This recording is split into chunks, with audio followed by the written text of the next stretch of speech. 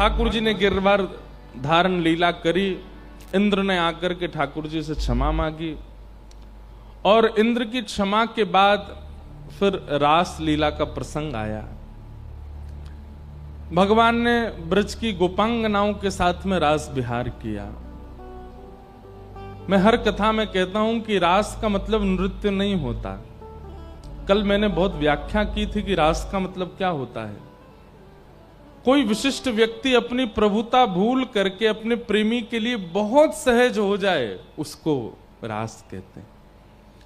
हरि की अत्यंत सहजता अवस्था को, अत्यंत सहज अवस्था को, ईश्वर की अत्यंत सहजावस्था को रास कहते हैं। हम ठाकुर जी का भोग लगाते हैं, ये रस है। हम श्रृंगार करते हैं, ये रस है। हम कथा सुनते हैं, ये रस है। हम वृंदावन जाते हैं, ये रस है। लेकिन ठाकुर जी हमसे भोग बोल करके बनवाते हैं, ये रास है। ठाकुर जी कह के अपना श्रृंगार करवाते हैं, ये रास है। हमें वृंदावन जाना नहीं पड़ता, हम जहां रहते हैं वहीं वृंदावन जैसा अनुभव होने लग जाता है, ये रास है। मंदिर नहीं है, ठाकुर जी नहीं है, लेकिन घर में बैठे बैठे ही अनुभव होने लगता है कि सामने पंडरीनाथ खड़े हैं, चारों तरफ सब वारी लेकर के जय जय राम कृष्ण हरि का कीर्तन कर रहे हैं, ये अनुभव रास है। रस और रास। आपने भगवत प्राप्ति के लिए साधन किए, वो रस, और ठाकुर जी ने आपकी प्राप्ति के लिए जो किया वो रास। भैया हम एक बात कहते हैं, हम सब कौन हैं? हम सब हैं गुल्ला। कौन है? गुल्ला। बोलो कौन है हम? गुल्ला। और श्रीमद् भागवत क्या है? रस। अपने अपने सब गुल्लान को या रस में डालो तो कहां बन जाओगे? रसगुल्ला। और जैसे ही रसगुल्ला बन जाओगे तो श्री श्याम सुंदर या रसगुल्ला को भोग लगाएंगे। अब हो क्या रहा है कि हम केवल गुल्ला बने हुए हैं, रस डाले ही नहीं रहे भीतर। इसलिए ठाकुर जी हमारा भोग नहीं लगाते। बोले पहले रस तो ला, पहले रस तो आस्वादन कर, पहले रस में स्वयं को डुबो दे। अच्छा, रसगुल्ला देखो कैसा होता है, उसको कहीं से भी तोड़ो वहीं रस मिल जाएगा, पूरा रस से भरा होता है। एक ऐसा नहीं होता कि ऊपर ही ऊपर रस है नीचे रस नहीं है, या उधर रस है इधर रस नहीं है। रसगुल्ला को कहीं से भी घुमाओ, कहीं से भी खाओ, कहीं से भी तोड़ो, जहां से निचोड़ोगे वहीं से रस है। हम लोग पता कैसे हैं? हम लोग कभी कभी पर्टिकुलर टाइम पे ही रस लाते हैं अपने अंदर।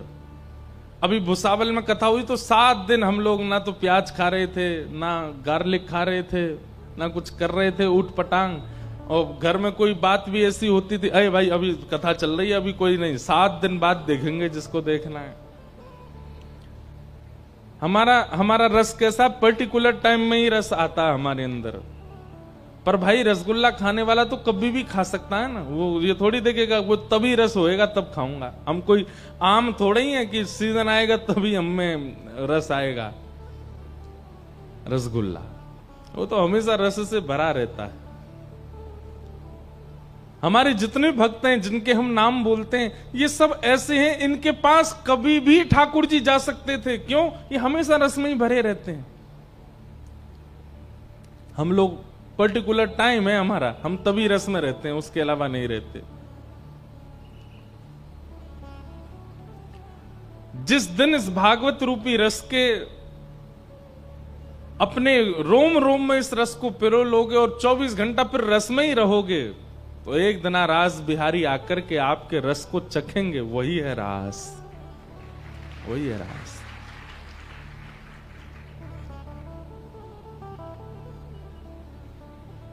भगवान ने गोपियों के साथ रास विहार किया। देवादिदेव महादेव भी पधारे गोपी बनकर के। बोल गोपेश्वर महादेव की। और ब्रज वृंदावन में सुंदर रास हुआ। रास के अंतर्गत गोपियों में थोड़ा सा मान आ गया। मान कैसे आ गया? हम बड़ी सुंदर हैं और हमारे रूप पर देखो त्रिभुवन नायक रीझ गए हैं, इसलिए हमारे साथ रास कर रहे हैं। गोपियों के अंदर आए हुए इस मान पर ठाकुर जी बोले, भैया अगर सुंदरता पर रीझ ना होता तो पूतना बहुत सुंदर बन के आई थी, हमने तो उसको देखा भी नहीं, और तुम सब गोपियां मान कर रही हो कि हम तुम्हारी सुंदरता पर रीझ करके रास कर रहे हैं। ठाकुर जी ऐसा सोच करके वहां बीच से अंतर ध्यान हो गए। अब प्रश्न उठता है कि गोपियों के चित्त में मान आया क्यों? बहुत ध्यान से सुनिएगा। ठाकुर जी हमें मिलते क्यों नहीं है? इतनी सेवा करते हैं, इतनी कथा सुनते हैं, इतना ठाकुर जी का सुंदर भोग लगाते हैं, इतना सब कुछ आनंद ठाकुर जी को कराते हैं, क्यों नहीं मिलते ठाकुर जी? क्योंकि ठाकुर जी को अभी भी संशय है हमारे ऊपर कि कहीं मैं मिल गया इसको मान हो जाएगा कि देखो मेरी भक्ति की पराकाष्ठा, ठाकुर जी मिल गए।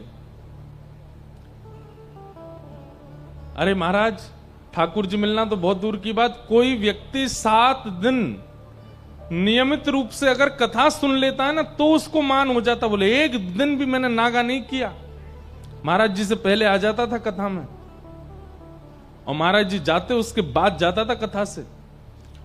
और भली चलाई कई लोग तो व्रत और कर लेते हैं, कथा में भी फलाहार करते हैं, 7 दिन फलाहार करते हैं, जमीन पर सोते हैं, तो उनको और ज्यादा मान हो जाता है। वो बात बात पर यही बताते रहते हैं, बोले कथा तो सब भुसावल वालों ने सुनी पर मेरी जैसी नहीं सुनी होगी। फलाहार करके नीचे जमीन में सो के कथा सुनता था मैं। हमको इतनी सी बात पे मान हो जाता है कि हमने कथा सुनी तो ठाकुर जी मिल गए तो फिर भैया सबसे, आज तो सोशल मीडिया का जमाना है, आज ठाकुर जी मिलेंगे सबसे पहले हम कहेंगे बाकी बात बाद में होगी, पहले सेल्फी होगी और सारे सोशल मीडियाओं पर डलेगी, देखो ठाकुर जी मुझसे मिले।